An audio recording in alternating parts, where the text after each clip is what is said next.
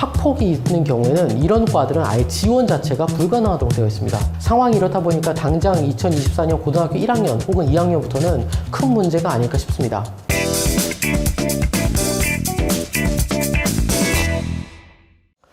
법률사무소 니케 김민수 변호사입니다. 넷플릭스에서 엄청나게 인기를 끌었던 화제의 드라마가 하나 있었죠. 더글로리. 저도 재밌게 봤습니다. 권선징악의 사례는 언제나 우리를 통쾌하게 해주니까요. 더글로리 열풍에 의해서 요즘 연예인들이 가장 무서워하는 게 학교폭력 폭로다라는 이야기를 하기도 합니다. 학교폭력이요. 정말 어린아이들에게 평생 씻지 못할 상처를 주기 때문에 엄하게 처벌하고 엄하게 보는 것이 맞다고 생각합니다.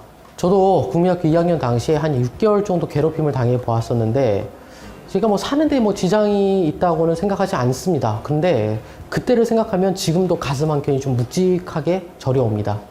아마 어렸을 때 스스로를 지키지 못했던 제 자신이나 아마 그 친구에 대한 미움이 발현된 거 아닌가 싶기도 합니다. 자, 여하튼 각설하고 저는 최근에 학교폭력을 방지할 수 있는 정말 강력한 제도가 만들어졌다고 생각하는 부분이 있어서 이를 설명해 드리고자 합니다.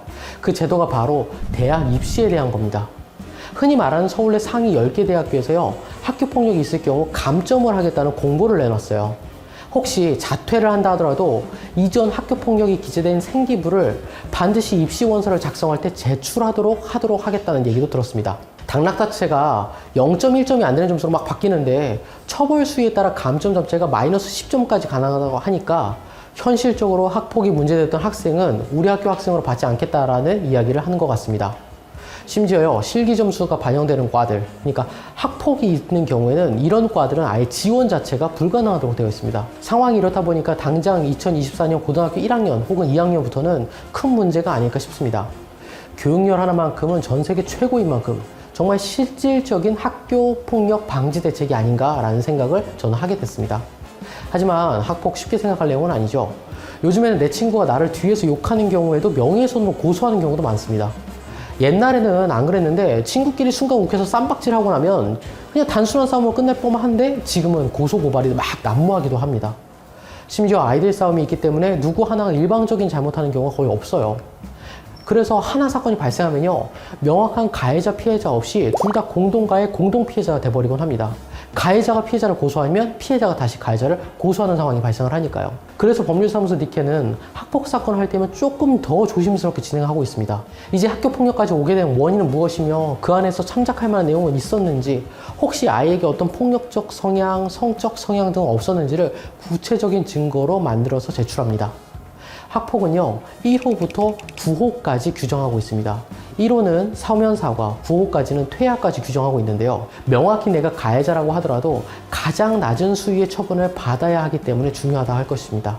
문제는요, 정말 내가 아무 행동도 안 했는데 억울하게 고소를 당하는 경우가 실제로 발생한다는 겁니다. 특히 학생끼리의 성범죄 같은 경우가 제일 많습니다. 성범죄가 진술만으로 유죄가 인정되는 현실 때문에 학교도 수사기관에 사건을 그냥 맡기는 경우가 많고요. 심지어 학교에서는 성범죄가 발생했다고 하면 당연히 고발 조치를 또 해야 됩니다. 부모 역시도 이건 수사기관에서 이제 처분할 문제니까 하고 학교에 관련돼서는 가볍게 생각하다가 전학 처분이 나오는 경우가 정말 많습니다. 정말 지금 학교에 대한 대응이 경찰에 대한 대응인 것처럼 적극적인 대응을 할 경우에 조치 없음, 그러니까 징계를 안 받는다는 거죠. 이렇게 받을 수 있음에도 불구하고 학교폭력 역시 그렇게 되지 않고 있습니다. 따라서 학교폭력은 역시 변호인의 조력을 받으시는 게 필요하다고 강하게 저는 진짜 이야기하고 있습니다. 우리 아이가 어떤 잠재력을 보일지도 모르는데 너무 일찍 날개가 꺾이면 안 되는 거고, 심지어 그 아이가 정말 잘못한 게 없다고 하면은 어떻게든 보호를 해줘야 되는 게 맞으니까요.